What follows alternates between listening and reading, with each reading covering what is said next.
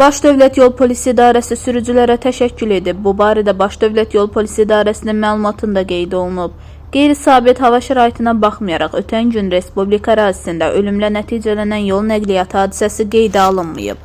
Bu, Dövlət Yol Polisi əməkdaşlarının gücləndirilmiş iş rejimində apardığı nəzarət tədbirləri ilə yanaşı sürücülərin məsuliyyətli davranışlarının nəticəsidir. Yol hərəkəti təhlükəsizliyinin təmin olunması məqsədi ilə xüsusilə təhlükəli hesab edilən yol sahələri Dövlət Yol Polisi əməkdaşları tərəfindən nəzarətdə saxlanılıb. Sürücülərə yol və hava şəraiti ilə bağlı operativ məlumatlar çatdırılıb.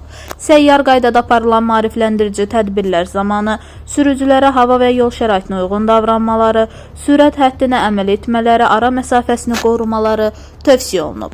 Baş Dövlət Yol Polisi İdarəsi təhlükəsizliyə biganə qalmayan, qaydalara əməl edən bütün sürücülərə təşəkkür edib və bir daha dəyişkən hava şəraiti yol qəzalarının baş vermə riskini artırdığını xatırladıb. Bu səbəbdən hər bir sürücü yola çıxmazdan əvvəl nəqliyyat vasitəsinin texniki vəziyyətini yoxlamalı, hərəkət zamanı isə maksimum diqqətli və məsuliyyətli olmalıdır, deyə məlumatda qeyd olunub.